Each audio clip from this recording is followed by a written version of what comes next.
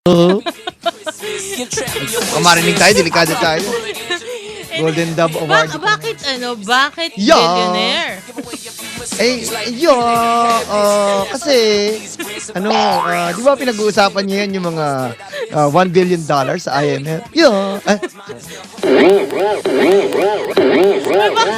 Tawa ka ng tawa.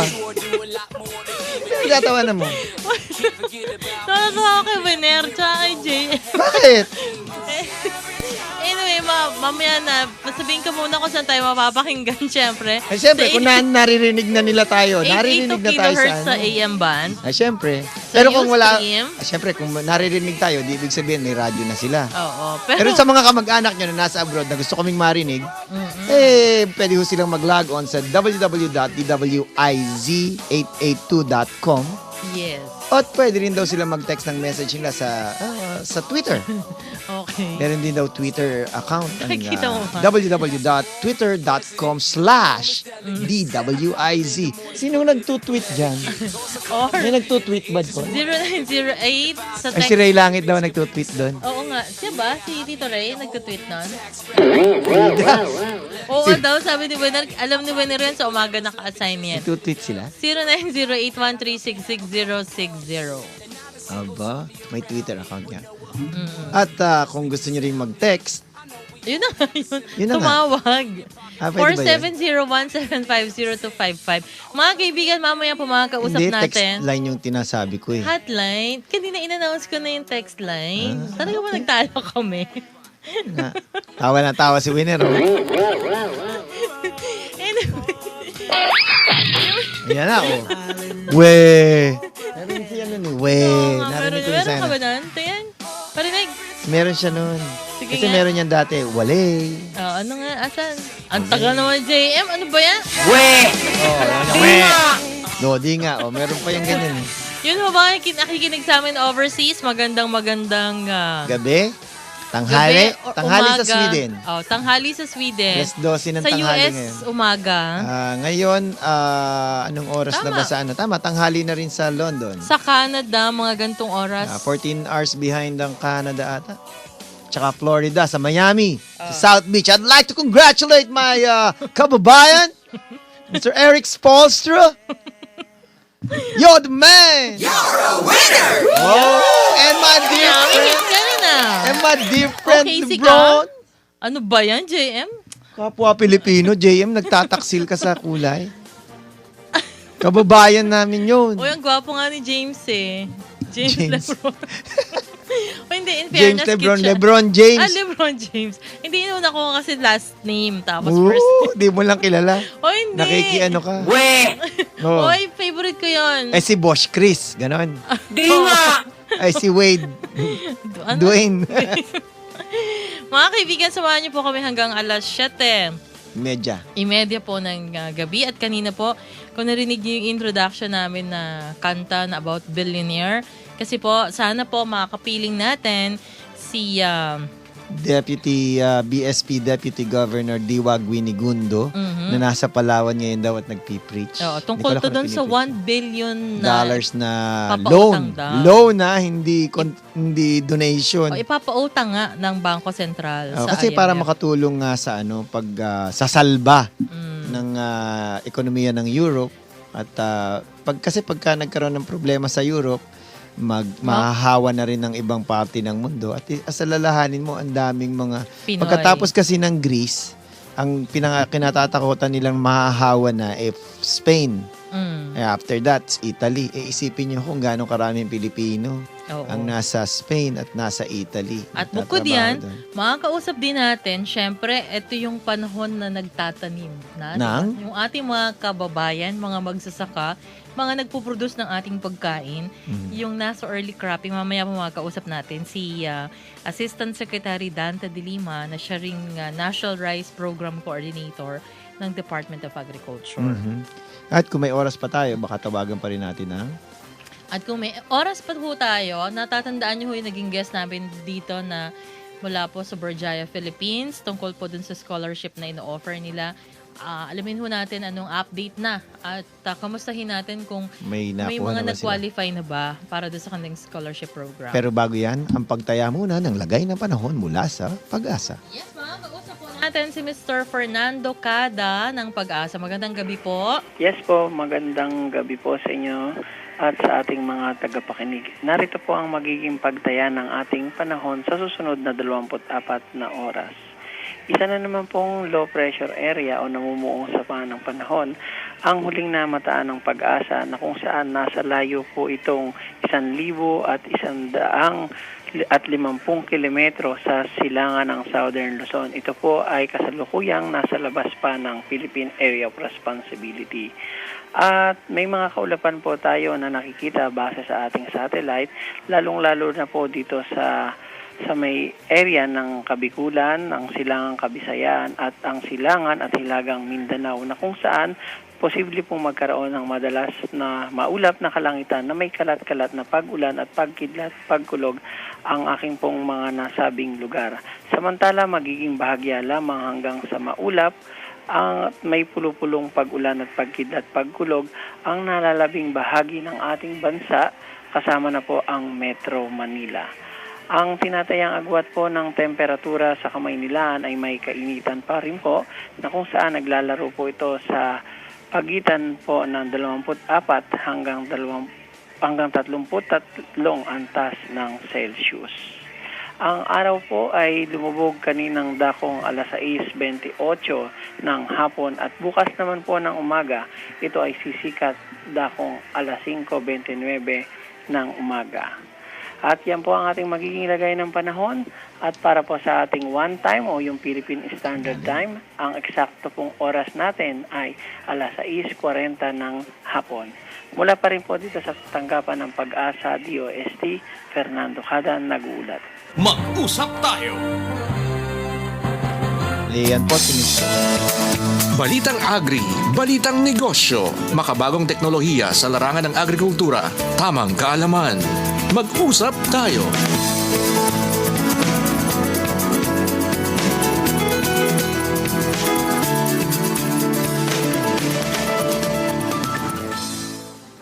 At ang balitang ito ay hatid sa inyo ng Department of Agriculture. Aabot po sa 10 million pesos ang gagastusin ng Department of Agriculture o 510 million pesos po ang Bakit gagastusin. binabawasan mo kaagad? Nadidal mo kaagad yung Hindi. 500 million? 510 million. Ito'y okay. para matulungan po yung mga magsasaka at mangingisda na nasa Autonomous Region in Muslim Mindanao o ARMM. At ayon po kay DA Secretary Proceso Alcala, nais daw po ni Pangulong Aquino na maging sentro rin ng produksyon ng pagkain ng ARMM nang madagdagan din ang pagkakakitaan ng mga residente sa rehiyon para matiyak na may patutunguhan at mapapakinabangan ang pondong ilalaan ng gobyerno. Formal ding pong lumagda sa isang kasunduan sina Secretary Alcala at si ARMM Governor Mujib Hataman na magsagawa ito ng pagbisita sa rehiyon. Ipinaliwanag po ni Alcala na ang pondeng ilalaan sa ARMM ay bahagi raw ng stimulus fund na inilaan ng gobyerno sa rehiyon. So kabilang po sa 510 million pesos na project assistance ay 293 million po ilalaan sa konstruksyon ng farm-to-market roads. Magtatayo rin po ng halal livestock facility na may 23 million pesos at maglalagay rin sila ng rubber nursery na may halagang 5 million pesos. Bahagi rin ito ng nagkaloob din ang DA ng cassava graters na mayroon pang pressure. Ito yung para kompleto po yung machinery nila. Ang halaga po ay 5.75 million pesos. Samantala, balitang kuryente naman ata ito, di ba? Nako. Ay, nako, sabi ko na ho sa inyo. Yung mga nakaraang araw ho, nagkakaroon ho ng brownout kasi nga ho, ang sabi ng NGCP o National Grid Corporation, nasa yellow alert ang buong Luzon dahil nga ho, mababa ang supply. Hindi ho yung supply, yung reserves ng kuryente sa isla ng Luzon. Dapat nga ho sana ang required contingency reserve is 647 megawatts. Kaso, ayon kay Energy Undersecretary Josefina Acerit, 289 lang megawatts lang po ang reserves at ibig sabihin nito kung may isang planta ng mga 300 megawatts na bumagsak, magkakaroon na ho ng brownout sa buong Luzon. Kaya nga ho, minamadali na ang pagpapaayos ng mga planta kasi nga ho, yung Sual coal-fired power plant sa Pangasinan, tumatakbo daw ngayon sa derated capacity niya na 400 megawatts lang. Ang alam ko, mga 600 megawatts mahigit to So, malaki ang nawawala nga ho sa Luzon. Ang isa pa hong may problema, na-shutdown ho yung 300 megawatt unit, yung isa sa 300 megawatt unit ng Calaca Power Plant sa Batangas. Kasi may problema daw yung boiler tube niya. May leak. So, nire-repair nila at ina-expect nilang ma-repair to sa 30 pa ho ng Hunyo. Yun hong power plant na yan, pagka ho na-repair na, hindi ho kaagad pwedeng paandarin yan Mag-aantay ho tayo ng 24 hanggang 36 hours bago ho siya uminit, tsaka pa lang ho siya tatakbo. So, pwede hong makapagtipid-tipid tayo ng kuryente ngayon kasi mahirap sabihin dahil masyadong mainit. Okay. Samantala, sa ibang balita naman, sa Department of Agriculture pa rin, isi-celebrate po nila ang 114th anniversary sa June 25. Yan po ay sa Lunes. Ganun nakatanda Secretary Alcala? Hindi. Yung kagawaran. Agriculture. Oo. At kasabay rin ito yung soft launching ng policy document para sa Food Staples Sufficiency Program o itong FSSP. Pero magkakaroon po ng grand launching ang librong ito sa darating na July 5 at ito ay sa paglulunsad ng second Makina Saka Agricultural Machinery Exposition sa World Trade Center sa Pasay City at syempre ang guest of honor dyan ay si President Benigno S. Aquino III. At dumako naman ho tayo sa Los Baños, Laguna. Okay? Kasi sa June 27 hanggang 29 gaganapin ang First National Agritourism Research Conference.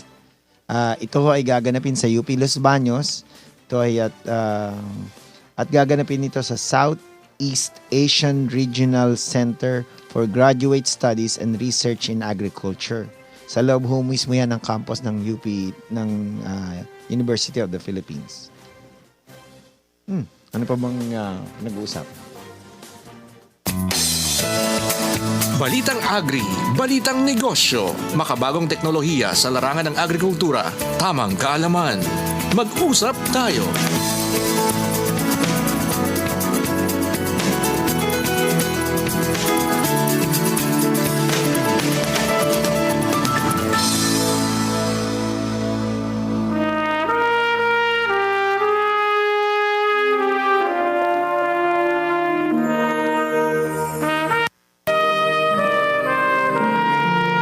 Anumang pangarap ay matutupad sa pamamagitan ng ibayong pagsasanay at tamang nutrisyon. Isinusulong ng Department of Agriculture ang pagkain ng bigas na puting mais dahil sa mga benepisyo nito sa ating kalusugan. Mayaman ito sa protina at mineral. Mataas ang taglay nitong fiber na nakakapagpababa ng kolesterol at nakakatanggal ng toxin na siyang pinagmumulan ng colon cancer. Mabagal matunaw ang mais, kaya't maiiwasan ang pagtaas ng blood sugar na sanhi ng diabetes. Mas tumatagal ang pagkabusog at napapanatili ang lakas at tatag ng ating katawan sa mais. Kaya, ito ang pagkain ng kampyong katulad ko. Mais, para sa mas malakas at malusog na Pinoy, magmais tayo.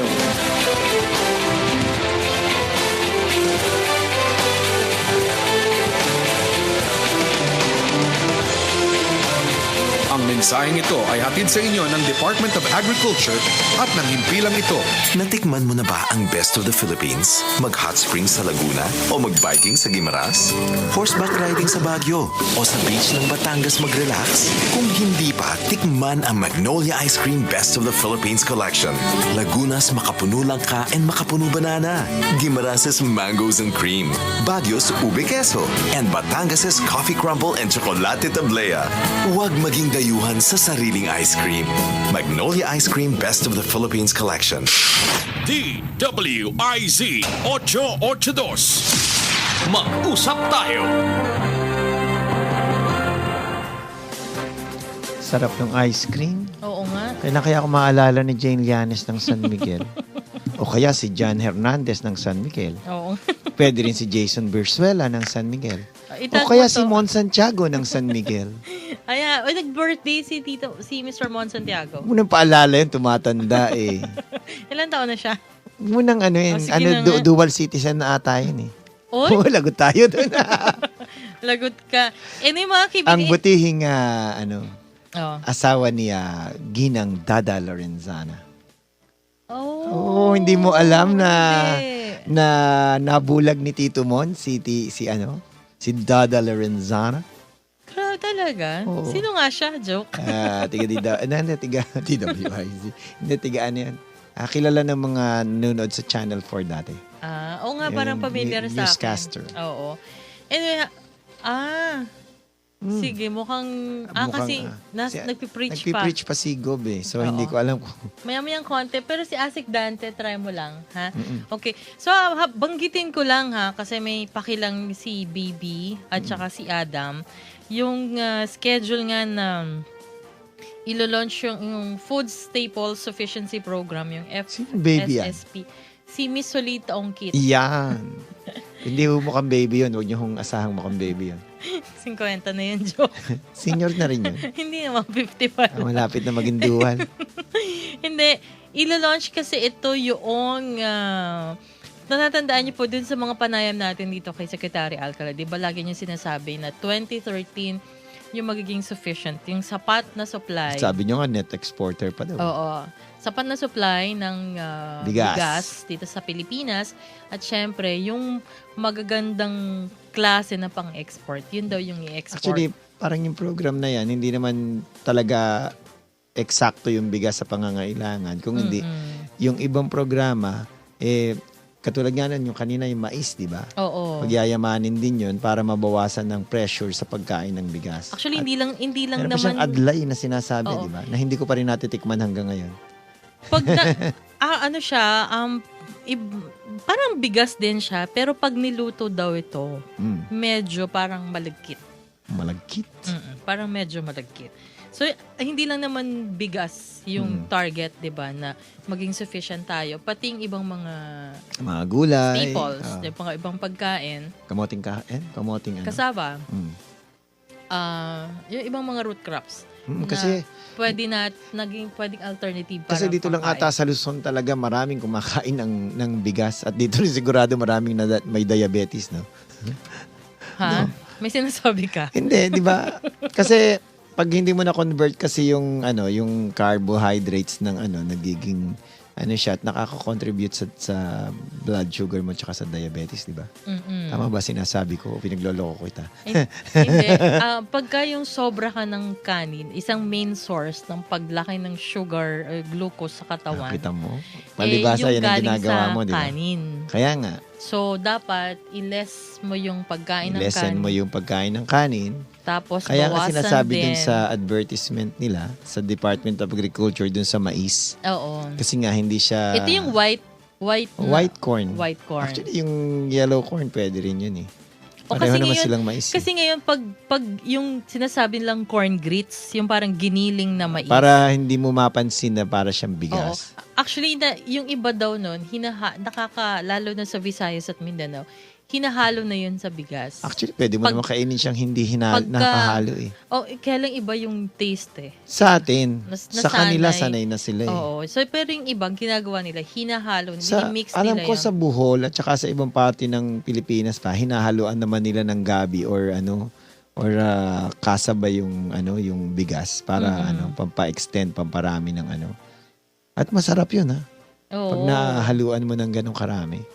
Alam mo, isa rin dito sa focus nitong anniversary ng Department of Agriculture sa Monday, yung mga program support pa nila. Like yung sa irrigation, yung na recently ay nag-anniversary lang ang National Irrigation Administration. So kung hindi pwede si Tricia, baka pwedeng si Administrator Tony Nanggel na lang yung ating ma-interview kung di kasi itong mga oras na to meron ding meeting din kasi si Asik Dante de Lima At saka na nasa Mindanao siya. Tsaka naalala ko, anniversary nga pala ng Nia kahapon. Oo. 49 years. 49 years. Kasi tanda mo halos. Oy, kasing Ang edad Nia. mo yun. Di ba? Oo. Hindi bibigyan natin yan. Alam mo na yung number? Meron Ni na ata siya. Administrator Tony Nanggel? Meron na yata siya. Oo. Nandito. Sino yan? Okay na yan? Sino Pakitype. siya? Meron ka. Sige. Okay. Akala ko meron siyang ibibigay. Kasi isa sa mga component, yung sa irrigation, na para Syempre, ma-achieve. kasi kailangan mo ng kailangan mo ng patubig. Kasi sabi nga, masyadong water intensive yung pagsasaka. Kaya nga naghahanap din sila ng ibang variety na hindi mo naman kailangan talaga ng masyado ng tubig. So at least malaman natin ano yung gano'n na kalawak. Kasi yung iba, di ba, may mga nagko-complain na, ginawa na yan, bakit kailangan pang i-repair? Di ba, sa dami ng kalamidad. Bumababaw ho yung dinadaanan ng tubig. Oo, na kailangan medyo malalim. Hindi makakarating ang tubig sa inyo. Oo, o di kaya nasisira yung mga parang, ang tawag yun? Pilapil. At saka yung mga dahil kanal. sa minsan sobrang lakas ng ulan o kung ano man. So, kailangan i-repair. Diba? So, isa yun sa mga focus ni Secretary Alcala. Pangalawa, yung mga post-harvest facilities. Kasi ang daming natatapon eh. O ikaw, di ba, nung umuwi tayo ng yung Nueva Ecija to Baler, to Aurora, Hindi madaan sila. nakakakita pa rin tayo. Multipurpose naman talaga kasi Highway. actually hindi yun. Hindi Nueva Ecija, Nueva Vizcaya yun. Oo. Alfonso Castañeda yun. Yung Castañeda, dinaanan natin oo. na yun na talagang Yung wala highway silang talaga pagbibilaran nila. talaga ng palay. So talagang pagka nandun yun at may kasalubong ka, obligado ka na daanan yung palay. Kasi mababangga ka naman pag hindi mo siya dinaanan. Bakit parang walang sumasagot sa iyo Oo ngayon? nga. No? Bakit? At ata nang tinatawagan mo ayaw sumagot. Tawagan mo muna si ng anong tawag dito? Ng Berjaya. Oo. Pwede kaya si Berjaya na lang muna. Oo. Habang inaantabayanan ho natin, pero bago yan, Naligo ba siya? commercial mo na. Oo. Antay lang natin, pwede lang. Inaalat daw siya, baka naligo ba siya? Alam mo, may solusyon ako dyan. dyan. Pa naman natin siya ng ng puto. Maligo ka ng pawis ng dragon. Yeah. Yan, pantanggal ng swerte ng daw yun, alat. Alat. Iniisip ni JM kung paano siya hanap ng dragon na makukuhanan niya ng pawis para ipapaligo niya. Uy, banggitin ko lang meron din palang good news ang Philippine Coconut Authority. Tumaas po yung kanilang sales. Yung export sales po ng virgin coconut oil. Sa buong yung this Buwan ng year, umaabot po nag-increase ng 138.65%. Sa export lang ng BCO yan. Mhm. So, umaabot siya sa $57 million.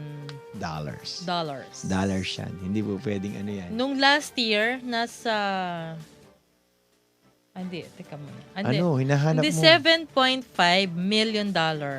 Mula sa $3.1 million last year. Malabo na talaga mata mo. Alam mo, nahirapan ako. Asan liliit pa ng tinipe mo.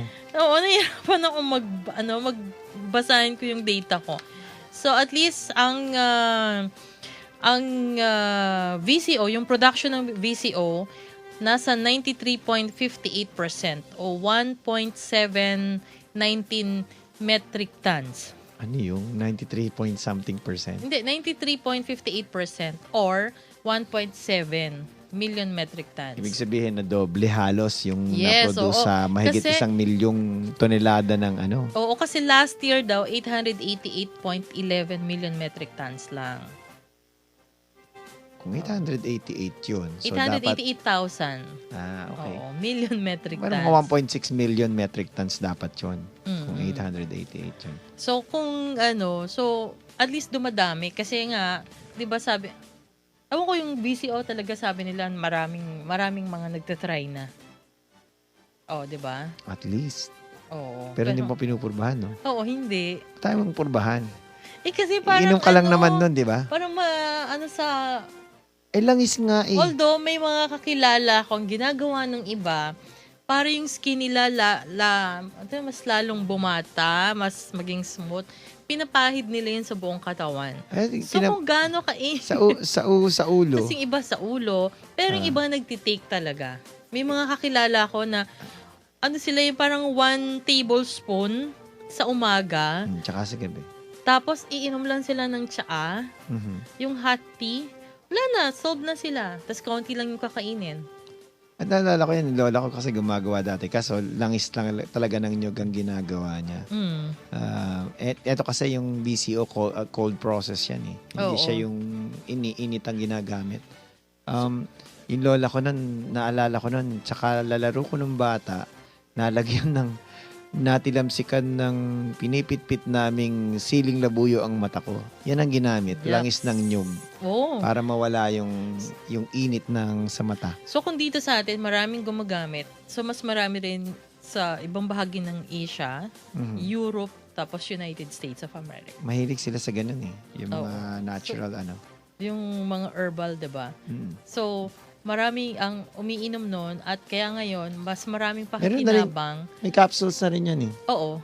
Yung hindi makatake nga daw ng ng liquid form, may mga capsule na silang ibinebenta Mm-mm. sa mga palengke. Kaya Baka masaya yung ating mga magsasaka. Although sabi nga nila, yung presyo ng kopra, hindi pa rin ganun kataas. Pero alam ko nagkakaroon ng problema sa Batangas ata. May eh. insekto doon, di ba? Parang may scale insect doon. Pero, Nasisira yung mga dahon. Tapos oo. yung, So, ang ginagawa nila, nag-spray na sila. Yun, isa pang magandang balita. Nag-i-spray ngayon. para, kailangan tanggalin mo daw muna yung mga dahon-dahon ng na may oo, kasi problema. mga hawa. Kaya kailangan tanggalin nyo yun. Nakaka-recover naman daw Mm. ang mga puno na natatamaan yung testing yan. As nag-i-introduce na sila ng mga bagong insekto, yung nanggagaling sa saan ba lugar yun? Sa South. Kinukulture na nila. Gusto nila mag-introduce ng 400,000 something na ganong insekto. Kasi nga daw, nawala na dito sa Luzon. Oo. Pero kaya sa ibang lugar, wala. Kaya ngayon, nagkakaroon ng infestation. So, hindi ho lahat ng kulisap na nakakasama. Yung iba Correct. nakakatulong din ho sa atin. So, kailangan hindi ho tayo spray ng mga chemicals na yan. Kasi hindi ho lahat ng namamatay makakasama sa natin. Mhm. So, oras muna natin, Chris. 7:01 ng gabi. Mag-usap tayo. Huwag sunugin ang dayami dahil benepisyo nito'y marami. Gawing compost ang dayami sa pamamagitan ng paghahalo ng 20 pakete ng trichoderma at dumi ng hayop dito. Malaki na ang matitipid, marami pa ang ani at kita. Huwag sunugin ang dayami dahil benepisyo nito'y marami.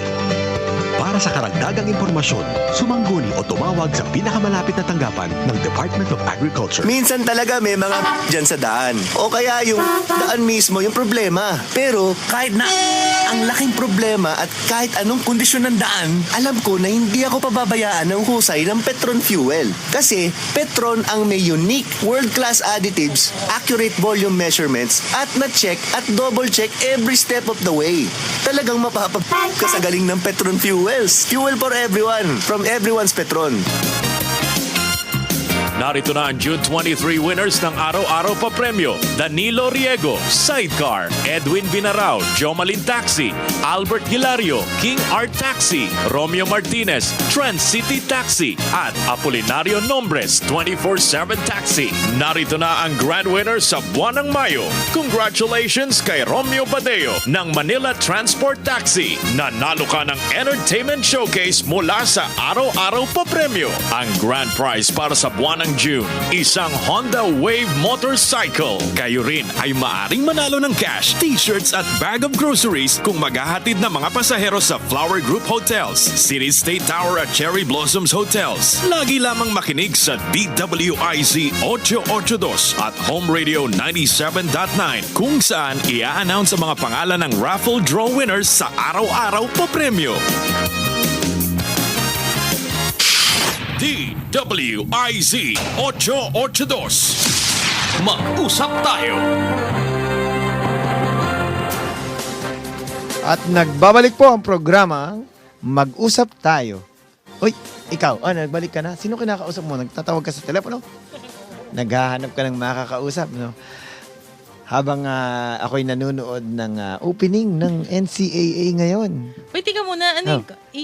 Ay, naiwan ko yung papel ko. Ano naman inaiwanan mo? Naiwan ko dun yung papel ko, JM. Ayun. Hindi, tinatry natin kasi mukhang busy lahat sila Asek Dante. Kasi pwedeng tawagan si Gov Tetanco kasi si Gov Tetanco nag-a-attend ng Nagpipreach siya meeting. ngayon. Hindi. Pero bigyan Si mo- Gov Diwa yun. Oo. Si Gov Tetanco na nag-issue ng statement 2 days ago dun sa decision nila na mag-contribute ng $1 billion dun sa IMF fund na yan para Gaano tulungan ba na. ka-importante yon para sa ating mga Pinoy na Actually, mag-contribute ang Pilipinas? Hindi lang sa mga Pinoy yun sa buong mundo yun Mhm. Kasi ang kinakatakot kasi nila umalis ang Greece sa European Union. So, tapos pag nag-default ang Greece, ang daming nagpautang diyan, di ba? Mm-mm. Tapos hindi lang Greece ang magkakaroon ng problema kasi nagkakaproblema na rin yung mga Spanish banks. Okay. O tapos susunod diyan Italy, tapos Portugal, so buong Europe na. Isipin mo kung gaano karaming Pilipino nagtatrabaho doon. Tapos yung epekto noon pagka nagkaroon ng problema yung European economy, tatamaan din ng buong ekonomiya ng buong mundo. Alalahanin natin, ang US hindi pa rin nakakalabas dun sa kanilang problema. Mhm. Medyo gumaganda-ganda ng konti yung job generation, pero yung mga data nilang lumalabas, paiba-iba Oo. So hindi pa rin tayo sigurado kung talagang malakas na yung US. Parang si Tito Dolphy. Mm. Medyo Pero gaano critical pa rin kasi yung 'di ba sitwasyon ang nila. naririnig nating criticism ng yung ibang mga nasa industry, sinasabi nila pondo naman ng gobyerno yan So Hindi ho linawin siya. natin. Hindi ho siya pondo ng gobyerno per se kasi GIR siya o yung sinatawag nilang Gross International Reserve So saan na galing hawak yung ng central bank. Ako bilang isang ordinaryong tao, paano nagkaroon ng GIR o government Gross International Reserve Yung mga perang ang Bangko Sentral? Yung mga perang pumapasok, halo-halo yun remittance, capital transfers na tinatawag. Yung mga BPO, yung mga dollar na pumapasok dito, papalitan ng piso, ganun. Exports receipts, dadaan din sa kanila, maiipon nila yung dollars, ganun. Yung mga, yun, nabubuo yun. Kaya nga sabi nila, So walang at the end, government share doon? hawak ng central bank. Okay. So, ang total niya as of May, yung more than 76 billion. Bumaba pa nga yan ng konti. Ang record high niyan, mga 77 plus umabot ng 76 billion. Anyway, more than 64 billion doon, nasa international investment, asa foreign investments o mga investment kung saan inilalagay ng central bank yan sa abroad. Ibig sabihin, nakatago yan sa mga kung ano-anong financial instruments Mm-mm. Kasama na rin yung kasama na dyan yung treasury bonds ng US. Ibig sabihin, nagpapautang din tayo sa US dahil bumibili tayo ng bonds nila Okay. So yung 64 billion na yon, ang tingin ko, dun din nila kukunin yung 1 billion na ipapautang sa IMF. So siguro ang gagawin nila, nakapondo na yan dun sa ililipat lang nila yung mas maliit na yung kumikita ng maliit na interest, isuswitch lang nila yan, ilalagay nila sa IMF. Maraming magagawa yan. Makakatulong ka sa pag-rehabilitate ng global economy. Mhm. Magkakaroon ka ng goodwill. Okay. Kasi, syempre, Yung tiwala. tumulong ka ngayon Okay. nung araw tayo tinutulungan, ngayon tayo naman ang tutulong. Diba? Para namang masamang tingnan nyo na nung Kabig ka lang araw, ng kabig, nung araw, ikaw yung mahirap. Alam naman natin na mga European countries, ang dami nang dinodonate yan sa Tsaka hindi naman donasyon to Parang investment to. Inilipat mo lang dun sa kukunin mo lang dun sa investment mo na ngayon, ililipat mo lang siya dun sa isa pang So gaano siya investment. katagal babayaran ng IMF? Actually, hindi pa naman siguradong hihiramin Nakalagay dun sa Parang ready pa lang. parang in case. standby fund siya just in case na kailanganin na uling magbigay ng IMF. Kasi ang nakalap na ng IMF dun sa pondong yun, kung di ako nagkakamali, mga $450 billion. Okay. Ang China nga, ang alam ang laki ng i-contribute doon eh. Although siyempre mas maraming foreign reserves ang China. Pero yun nga ang sinasabi nila, hindi ho ano yun, hindi ho ano yan? Hindi ho talaga ambag yun. Kumbaga pautang ho yun, kikita ho talaga ng pera. Yun nga, baka ang China, hindi nyo naman ho siyempre mag-aambag ng basta-basta yun, di ba? Oo. Kahit nga yung pinahihiram sa atin dito, may bayad yun eh.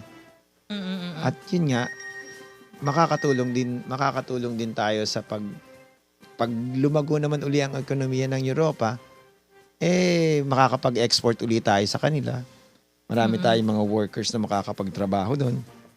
Kasi alalahanin nyo, pagka nagkaroon ng problema ang Europe, ang dami-dami nating mga OFW na nagtatrabaho sa Middle East na malapit din sa Europe, at marami din ho tayong mga nagtatrabaho sa kagaya ng Italy, Spain, sa London, ang dami rin nagtatrabaho doon. So, pagkakataon na ho talaga natin na hindi naman ho pagyayabang siguro yung pagpapahiram ng magkano yun? Lagyan na natin sa 42 billion pesos. Tsaka hindi ho kailangan paggaganyan, gaano kalaki yung interest? Hindi ko alam yung ano, naalala ko yon. Naalala nyo ho, nung Mayo, nagkaroon ng annual meeting dito ang Asian Development Bank. Nung panahon nung yon, na pinalad ho naman ako na na-interview ko yung pangatlong Deputy Managing Director ng IMF. Ang nagagalit nga, hindi naman ho siya nagagalit, pero ang sinasabi niya, na bago ho kasi magkaroon ng ADB meeting, nagkaroon na parang ng pledging session yung IMF. Kung sino yung mga magko-contribute, kung sino yung ano. Parang sumasama pa ang loob niya kila Governor Titanco dahil hindi pa nga ho daw nagko-commit ang Pilipinas nung Mayo kung magkano ang i-contribute.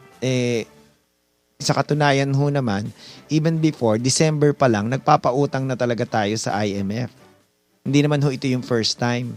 At yun nga ay pinagyayabang ng Central Bank na last year pa lang, creditor na tayo ng IMF pagkatapos ng mahigit na 4 na dekada na nangungutang ho tayo. Totoo ho yun, marami pa rin tayong utang.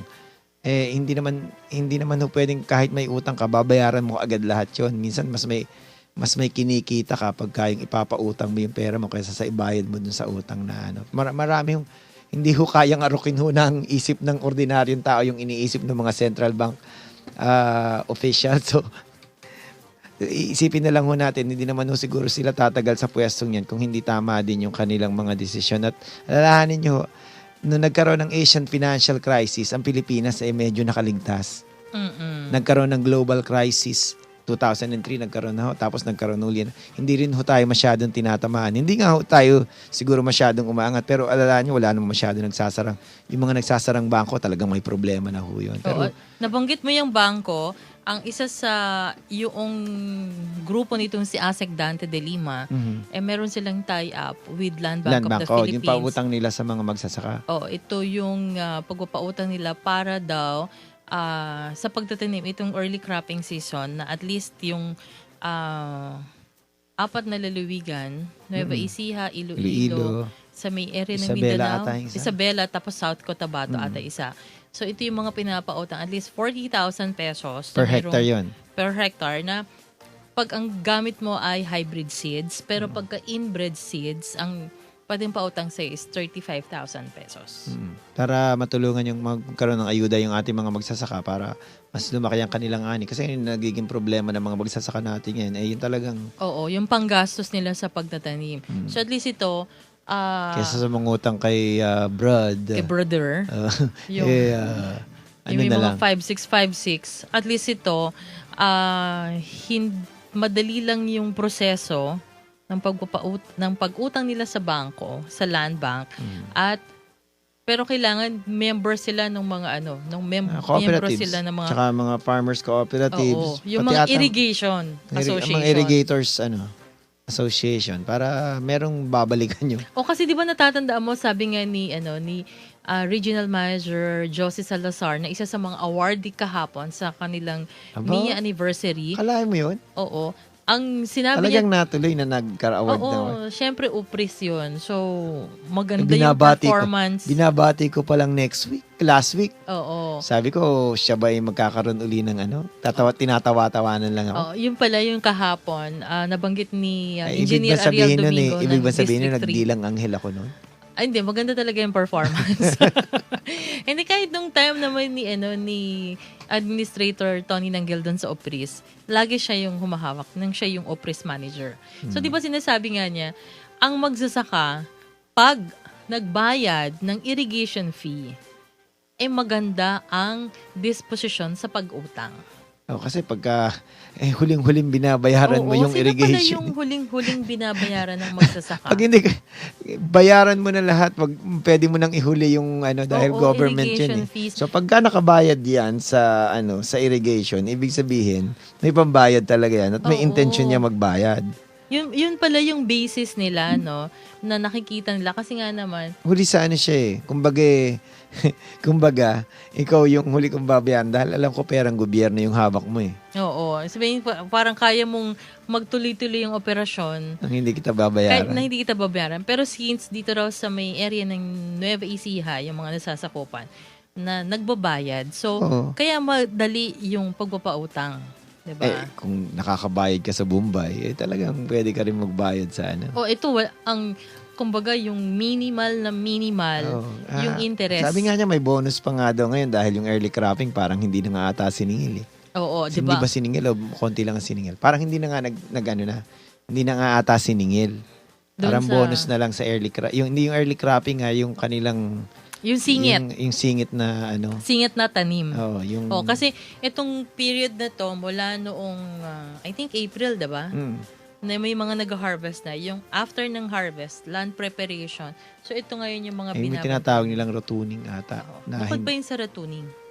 Para madagdagan lang ho yung ani. Nga sinasabi nila na baka hindi nga nakaka-capture ng Bureau of Agricultural Statistics lahat ng inaani sa buong Pilipinas. Oo, kasi di ba napansin mo nung doon tumaan tayo sa may area ng Nueva Vizcaya, ang dami pang nagpapatuyo ng palay. Kasi nga, ganun palang naaayos yung kalsada. Hindi mo, di ba? Hindi, isipin mo yon. So, yung kaya kasama yon, di ba? Kasama yan kaya sa mga pagtaya ng bus. Kaya ho, importante talaga yung mga highway sa mga probinsya. Oo. Kasi doon Yun ang patuyuan nila ng doon palay. nagtapatuyo ng palay ho sa probinsya.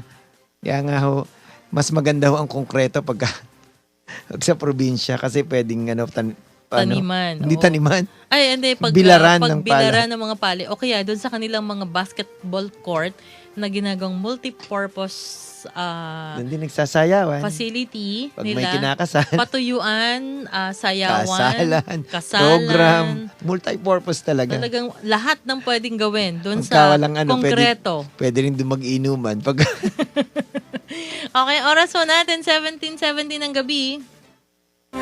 Sa isang araw, ang bawat Pilipino ay nagsasayang ng 2 kutsarang kanin.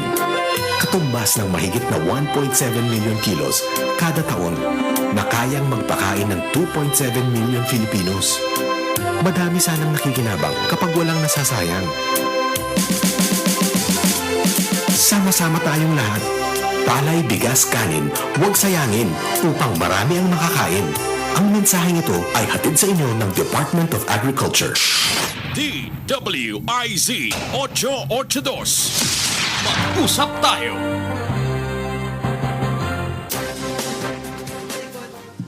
Uy, konting oras na lang. Uy, banggitin mo ulit yung, Sino? yung agri...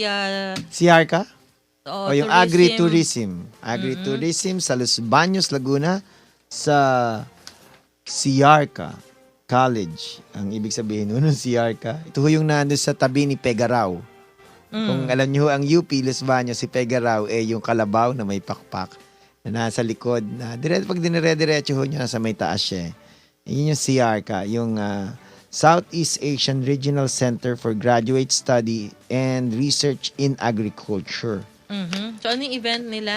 Agri-tourism ho, inaasahan ho nila doon sa conference na yon mga stakeholders sa agritourism sector ng Pilipinas na mahigit kumulang 6 na po hanggang 100 ang inaasahan nilang dadating ng mga practitioners, regulators, and interest groups. Including mga non-government organizations, people's organization, developmental organizations, lahat ng organizations saan dito, no? Oo. At Tapos, yun nga ho, ina-expect nila na maging isang tourism hub nga ang Pilipinas para sa agriculture din. Ano bang ina-expect pa nila doon? Rural communities ang in particular ang kanilang target dito.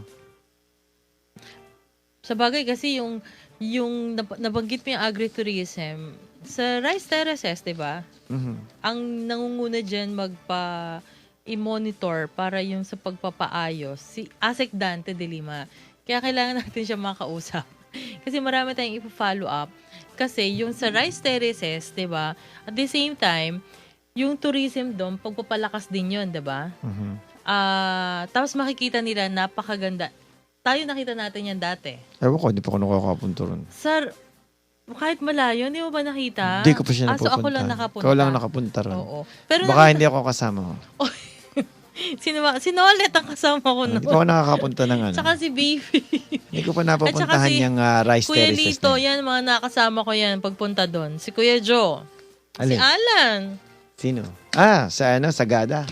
Oo, yung umakit kami, nakita namin talaga. Nakita mo yung mga higanting bulate. Ay, hindi.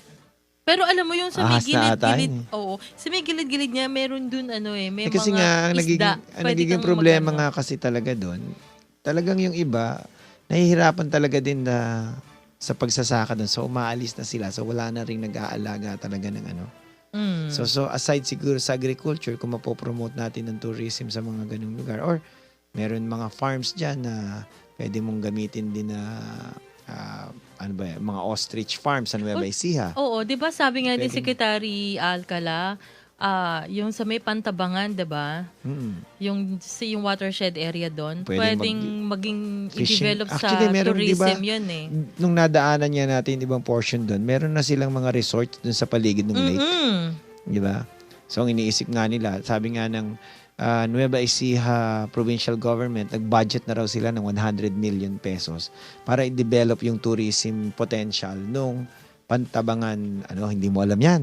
Ay, Narinig ko yan. Narinig ko yan. Kay, ano nga pang pangalan niya? Vice Governor? Padiernos. Padiernos. Anong Padiernos? Padiernos. Kaya ako naalala BG yun. ata, BG. Sorry, baka kumandidato yun. BJ.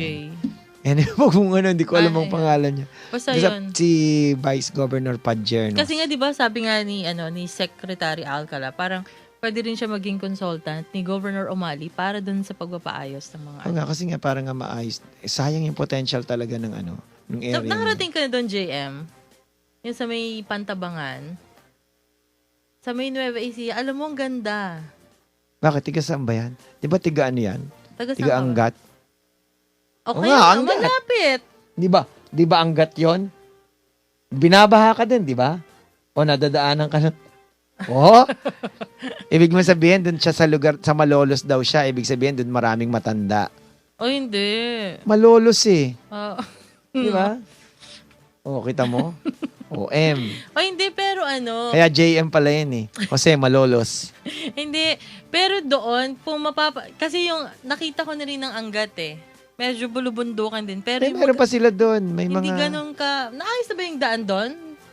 Yung papunta doon? Maayos na? Dahil yung ginagawa nun eh. Okay na? Oo, yun. Okay na daw kaya ayaw kay Governor JM. Ayos Hindi. na. Maraming at least doon sa may Pantabangan pag na-develop yon. Tapos yung maganda. nakita pa natin doon, di ba, parang may lake na. Marami siyang lake actually dahil pati doon sa may kabila meron pa eh. Pag umikot ka na sa may yung papandang Aurora, merong maliit silang lake doon sa bandaron. Oo, na pwedeng... Pag umikot ka doon sa may kabilang side, yung pababa nung Sa Nueva Vizcaya. Kita na eh. Hindi pa yun. Yun sa may kabila, yung naligaw tayo ng isa. May lake din doon sa may kabilang yung side. pababa nung Naalala mo yun. Oo, pero Kaya- nalaki ng bahay doon ah. Oo, meron nga ano, di ba? Pero so kailangan lang talaga popondohan. Kailangan para talagang i-develop siya as parang ginawa ng Kamsur. agri-tourism Parang ginawa ng destination. Kamsur. Iba naman ang ano niya, di ba? Naging water park naman ang ginawa niya. Oo. So, kailangan lang talaga ng development ng... Kasi ang Kamsur kasi is government funded yun eh. Hindi naman yung pag-aari ng mga Villa Puerte. Pondo ng gobyerno din ang ginamit nila at kaya nilang magpatakbo ng ganung negosyo. So, kailangan lang talaga. Katulad nito, wala naman syempre siguro magpopondo ron dahil pag-aari ng gobyerno yun, di ba? Ano namang, sino magpopondo doon? Yung provincial government. Ano naman ang kailangan mo doon? Mag-zipline ka lang doon, halimbawa. Oo. Or magde-develop ka lang ng isang parang, dun sa mga ibang mabababaw na lugar, pwede ka maglagay ng, yung Zipline. Hindi pa yung zipline, yung wakeboarding. Or pwede ka rin may boating area Tapos doon. dun sa may Ang lalaki daw fishing ng ano area doon. yun. Ang lalaki daw ng isda doon. Tapos yung sa may gilid, pwede kang, yung mga residente doon, yung mga magsasaka, pwedeng yung tanim nga nila ng mga puno, ng prutas, na pwedeng dagdag, kabuhayan. Yun nga lang ang pinoproblema nila doon. Medyo may pa rin yun, di ba? Medyo may NPA pa rin ata doon sa lugar na yun. Pero yun nga, kung magkakaroon ng trabaho yung mga tao doon, I'm sure naman, makikisa rin sila. oo naman. Hindi naman siguro... At I'm sure sila din magtatanim. Hindi kasi yung sa bundok nga, ang alam ko sa Lamesa Dam, ang ginagawa ng Maynila dati dyan, yung ABS-CBN Foundation ata yun ang gumagawa nun. Parang naghihingi sila ng contribution. Kailangan mo lang ata is 100 to 150 pesos para mapangalagaan yung mga puno sa isang lugar. So 100 pesos a year lang ang kailangan mo para mabuhay ang isang puno. Isipin mo pag nag-contribute ka ng 1,000 sa isang taon or 1,200, 100 a month, meron ka ng 12 puno na nasa pangalan mo na pagkaraan ng ilang araw may malaki na yun pagkaraan ng ilang taon. At matutulungan mo pang maprotektahan yung watershed. So yung ating itinanim na jackfruit, magiging Jill fruit na yon. Kasi nagiging babae daw yun pag namunga na tig-isa kami puno doon, JM. Hindi siya marunong magtanim, JM. Tinatanim niya na kasama yung plastic. Ay, inalis ko lang. Hindi tinanggal ang plastic, itinanim. Kasi sanay ako, nagdidirect lang ako. Hindi niya alam. Gawin? Tinanim, ginanon. Kasi hirap kaya umupo doon. Ang lambot kasi ng puno kaya. Puno. Ay, puno ng lupa. Oh, 'di ba? Ay, oo nga pala. Malambot ang bago nga pala ako, ang lupa. Bago matapos yung oras mananawagan ako pala. Ano yung panawagan mo? Sa lahat ng mga graduates ng political science mula sa Far Eastern University. Go Tamara. Lahat ho ng graduate. Graduate o paano yung mga hindi nakagraduate? Pwede rin ho kayong makiisa, pero homecoming nga, alumni homecoming. Paano ka magiging alumni? Hindi ka naman Kaya graduate. dapat itong si Vice Ganda tapusin niya kaagad para maging alumni din namin siya. Hindi pa siya tapos Ganun. Pwede kang bigyan na namin ng na lang yun? Parang honorary grades? Ay, depende sa Sabihin ko dun sa dean ng Arts and para Science. matapos na kaagad, para meron kaming famous na na. Isipin nyo Ano ba yan? hindi nanggaling sa Mascom ang magaling na si Vice Ganda kung hindi sa political science. Diba, tinatawagan ho namin lahat ng graduates ng political science ng Far Eastern University sa December 15. December 15 ho, itong darating na taon. Sabado ho yun, huwag ko kayo magalala. Magkakaroon ho tayo ng Grand Alumni Homecoming. Mukhang kami ata ang kauna-unahan sa arts. Or kung hindi man sa buong FEU na magkakaroon ng Grand Alumni Homecoming. Parang ang Mascom department doon, parang hindi. Palagay ko pag nauna kami, maraming susunod Pero may Facebook na kayo. Of course. Ano Facebook niya? Polsci, FEU Polsci. Ayun. Yung FEU Kami Polsci. naman, Actually, marami pa silang marami pang ibang FEU political Mascom science. alumni, parang ganun yung aming Facebook. Marami pa kaming Facebook account Halo-halo na nga yung sa amin So, saan pwedeng kontakin? Ay, naku, nalimutan ko ang ni Ana. Ana Kalingasan. Kalingasan. Nabura ko ata ang kanyang tingnan nyo na lang ho dun sa Facebook account ng announce natin next week. Ang namin. I-announce ko ulit para makita ng mga namin para malaman nyo rin na So, kung sino mga kayo yung mga nagtatanong. active dyan kayo. Anong batch kayo? Halo-halo Hindi, kami. ikaw muna, anong batch ka? Ako, batch, ano ba ako? Ay, nako. Mabilis ako nag-aral 3 years lang ata ako nag-aral. So, Batch baka, 87 ata ako or 88. Uy, ganun? Oh, yung First- kaibigan mo, si Professor Ariel Raduban, batch 79 ata yun. Oh, Okay. si Lota Salazar, si nakakakilala kay Lota Salazar, hindi ho siya nawawala. Pwede ho niya rin siya kontakin. Anong number niya? Wag ko nang i-announce ko. Kilala nga nila. Di dapat, di ba? Alam nila yung number. Hindi, basta Si Ana Kalingasan po, ang number niya is 0933, tama ba ang tinitingnan ko? 311-9786. Ulitin ho natin medyo ako dito sa number niya. 0933-311-9786. Medyo i-flood nyo na ho ng contact yung mga interesado ho na so, ano yan? sumali May sa amin. bayad? Oo. Siyempre, may pagkain. Kasi ang binabalak namin sa umaga, kung matutuloy, siguro magkakaroon ng sana matuloy, mga job fair. Okay. Tapos may mga Legal iba pang activity. consultations. Kung may mga iba pang activity, siyempre may mass. Tapos sa gabi yung Fellowship. Fellowship, ano yun? Ano ba tawag, di ba? Parang party-party lang. Eh, di ba? Ganun yung tawag. Fellowship, ano yun? May magdadasal.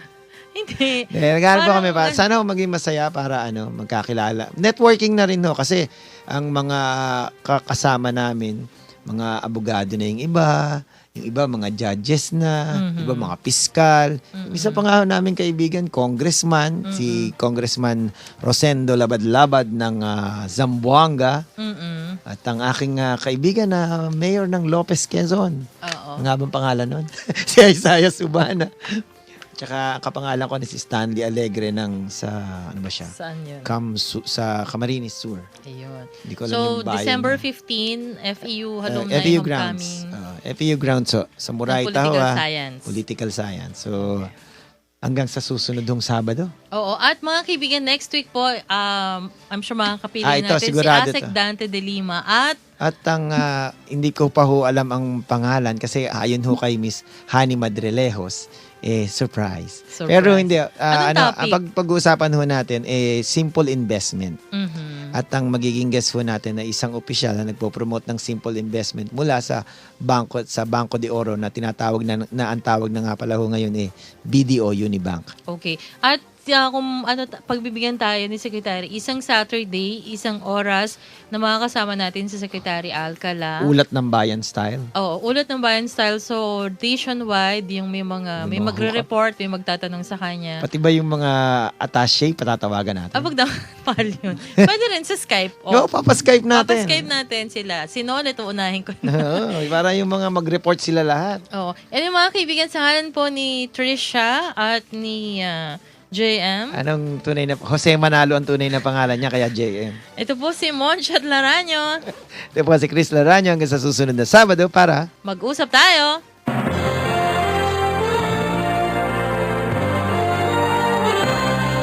Sumainyo ang isa na namang edisyon ng programang Mag-usap Tayo. Para sa inyong komento, suwestyon o reaksyon sa